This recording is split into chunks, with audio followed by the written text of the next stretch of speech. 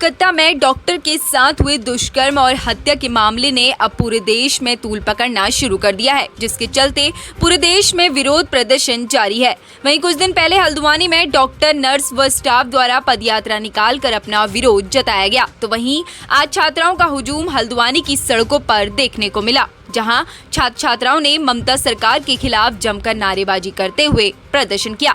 इसी के साथ ही आपको बता दें, हल्द्वानी के एमबीपीजी कॉलेज व महिला डिग्री कॉलेज के छात्र छात्राओं ने जुलूस निकालकर विरोध प्रदर्शन किया और भारी संख्या में छात्राओं का हुजूम हल्द्वानी की सड़कों पर नजर आया। वहीं उनके प्रदर्शन में अखिल भारतीय विद्यार्थी परिषद संगठन का समर्थन भी देखने को मिला। इस दौरान आक्रोशित छात्र छात्राओं ने पश्चिम बंगाल की मुख्यमंत्री ममता बनर्जी का पुतला दहन किया। छात्र छात्राओं ने आरोप लगाया कि ममता बनर्जी का संरक्षण उन रेपिस्ट को प्राप्त है, यही वजह है कि उन पर अब तक कोई बड़ी कार्रवाई नहीं हुई है। साथ ही अन्य रेपिस्ट को पुलिस नहीं पकड़ रही है। छात्रों का कहना है कि रेपिस्ट को फांसी होनी चाहिए। अगर जल्द ही कार्रवाई नहीं की गई तो उग्र आंदोलन किया जाएगा।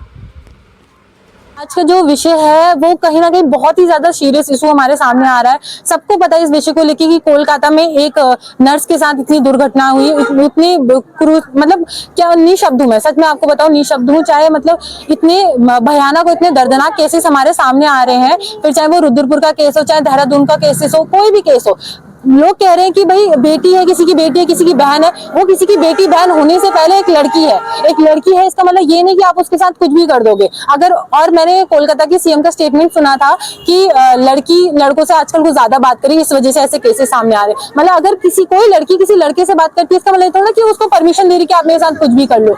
इतने दर्दनाक केसेस सामने आ रहे हैं। यूपी में मुजफ्फरनगर में एक लड़की के साथ इतनी भयानक तरीके से उसके ब्रेस्ट काट दिया गया, उसके वर्जाइना के अंदर इतने सीरियस इन्फेक्शन दिए गए। मतलब आप सोच सकते हैं कि अगर हमें थोड़ी सी भी चोट लगती है हमें इतना दर्द होता है, लेकिन जिस इंसान को उसकी जीते जी इतना सब कुछ उसके शरीर में करा जा रहा है तो वो उसका दर्द कोई नहीं सहन सकता। आज आप लोग किस तरह से प्रोटेस्ट कर रहे हैं? आज मेरा ये जो प्रोटेस्ट है, ये हम सभी लड़कियों का एक साथ मिलकर बस इस शहर को एक जवाब देना है कि अगर इस शहर में कोई भी इस तरीके की दुर्घटनाएं सामने आई तो मुझे नहीं पता कि और कोई एक्शन लेगा नहीं लेगा, सरकार एक्शन लेगी ना लेगी, पुलिस लेगी नहीं लेगी, लेकिन ये सभी लड़कियां आपस में मिलकर अपने लिए खुद आवाज उठाएंगी। जो पूर्व में हुए अपने बंगाल में कोलकाता के अंदर जो डॉक्टर बहन का हमारे गैंग रेप करने के बाद मर्डर हुआ है, उसको लेकर के हम ये चाहते हैं कि वहाँ की सरकार उचित से उचित कार्रवाई उसमें करे।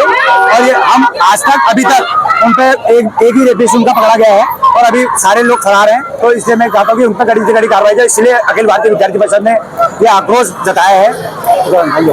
जैसा कि बीते दिनों में आप सभी को पता है कि किस प्रकार की घटनाएं सामने आई है, किस प्रकार की दरिंदगी महिलाओं के सामने हो रही है, उन्हें एक चीज की तरह यूज करा जा रहा है और लास्ट में कहा जाए कि ये सुसाइड है। कहीं से कहीं तक हमारे उत्तराखंड में से लेकर भारत की कोई भी बेटी कहीं भी क्षेत्र में किसी भी कोने में सेफ नहीं है। हम कब तक डर के साए में जिएंगे? कब तक हम घर से बाहर निकलते टाइम ये डर रहेगा कि आज कुछ हो न जाए, हम सेफ घर आ पाएंगे या नहीं?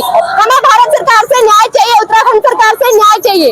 अभी आपने ममता बनर्जी का पुतला दहन किया, आपको क्या लगता है कि ये सारी जिम्मेदारी ममता बनर्जी की है? जी बिल्कुल, उनकी सरकार है तो उनकी जिम्मेदारी है, क्योंकि उनके क्षेत्र में इतनी घिनौनी घटनाएं हो रही है। उनको अगर उनकी सरकार है तो उनकी जिम्मेदारी है। ये एक तरह से ये माना जाए कि उनकी भी पूरी सरकार है, एक रानी की तरह उनको वहाँ पे ट्रीट करा जाता है। इस तरह से विरोध जता रहे हैं आज आप लोग?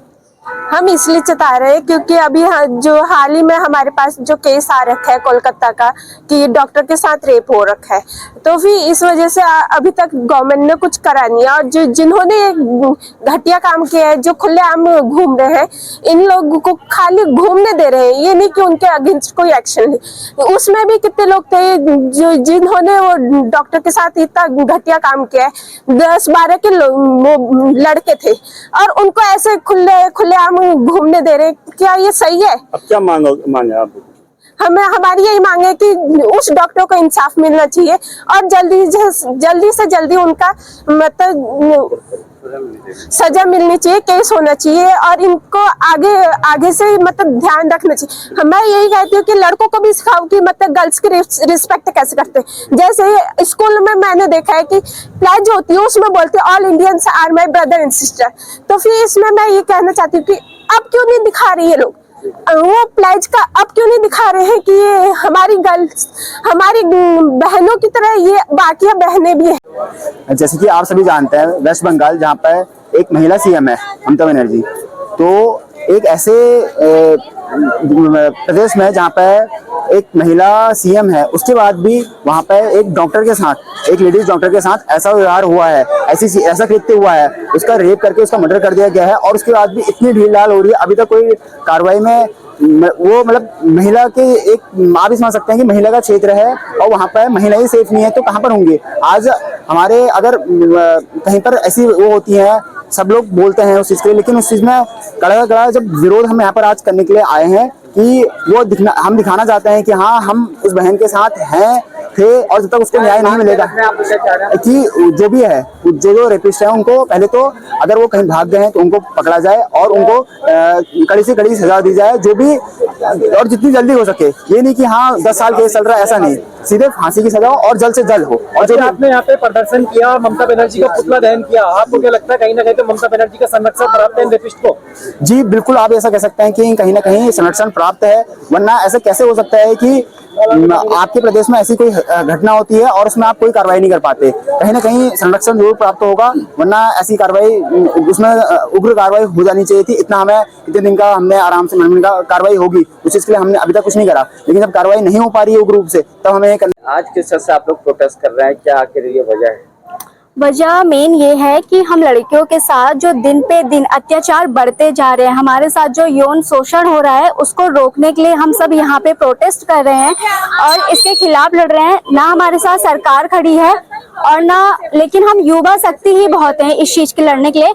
और मैं लड़कियों के से कहना चाहती हूँ कि 2 ऑप्शन है, या तो आप इंडिपेंडेंस होने का सपना छोड़ दो, क्योंकि आप ऐसे शहर में रहते हो जहाँ पे आपके आसपास दरिंदे रहते हैं, भेड़े रहते हैं, वो आपको इंडिपेंडेंस होना देखना नहीं चाहते। अगर आप इंडिपेंडेंस होना चाहते हो तो वो आपको नोच खाएंगे, पहली चीज। या फिर दूसरी चीज, आप ऐसे भेड़ियों को ऐसा जवाब दो, दरिंदों को, कि वो आपसे डरे और ऐसा करने से पहले 100 बार सोचें कि हम क्यों करें। हमारी सरकार को जागरूक होना पड़ेगा।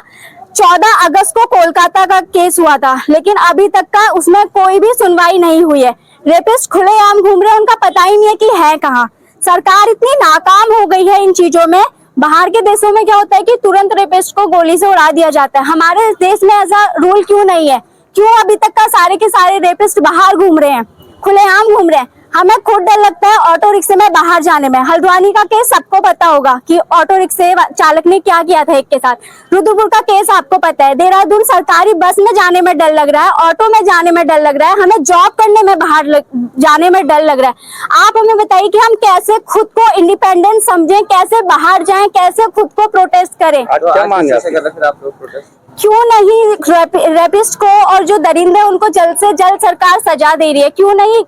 15-20 दिन से ज्यादा हो गए, सरकार कभी सीबीआई कुछ क्यों इतना टाइम ले रही है ये सरकार से? और मैंने कुछ लाइनें लिखी हैं उन सारी लड़कियों की तरफ से जो इस दुख को झेल चुकी हैं, और आने वाले टाइम पे ना जाने कितनी लड़कियों के साथ ये चीजें होंगी, हमें भी नहीं पता, इवन मैं भी हो सकती हूँ। तो मैंने लिखा है, ढह गए सारे सपने मेरे उस अंधेरी रात में, ढह गए सारे सपने मेरे उस अंधेरी रात में, जब कर रहे थे दरिंदे बलात्कार मेरे साथ में। उस लड़की की तरफ से मैंने लिखा है, ढह गए सारे सपने मेरे उस अंधेरी रात में, जब कर रहे थे दरिंदे बलात्कार मेरे साथ में। चोटें मेरे शरीर पे जख्म मेरे सपनों में, चोटें मेरे शरीर पे जख्म मेरे सपनों में, तड़पती मैं रह गई दरिंदों के बीच में। सारे सपने अधूरे रह गए मेरी माँ बापों के मेहनत के, मिल ना सकी सांस मुझे इंसाफ की आस में। चीखते रह जाओगे, क्योंकि बहुत टाइम से सब लोग आंदोलन कर रहे हैं, तो सरकार के लिए यह है कि चीखते रह जाओगे इंसाफ की आस में, न जाने कितने वर्ष लगेंगे मेरी मौत के बेबसी के आस में। और कोलकाता में हमारी एक बहन थी जो रात को ड्यूटी दे रही थी हॉस्पिटल में, उसके साथ रेप हुआ, उसके अगेंस्ट में हम प्रोटेस्ट कर रहे हैं। हम चाहते हैं कि हमारी बहन को न्याय दो और वुमेन सेफ्टी थोड़ा और ज्यादा होनी चाहिए, ताकि हम सब सेफ फील करें, वरना हम कभी कुछ कर नहीं पाएंगे। ममता बनर्जी जी को इसके अगेंस्ट एक्शन लेना चाहिए, तो रेपिस्ट को सजा मिलनी चाहिए, फांसी मिलनी चाहिए। इस खबर को लेकर आपका क्या कुछ कहना है, कमेंट में जरूर बताएं। ऐसे ही अपने शहर हल्द्वानी की हर छोटी बड़ी खबर को देखने के लिए सब्सक्राइब करें सिटी न्यूज़ हल्द्वानी।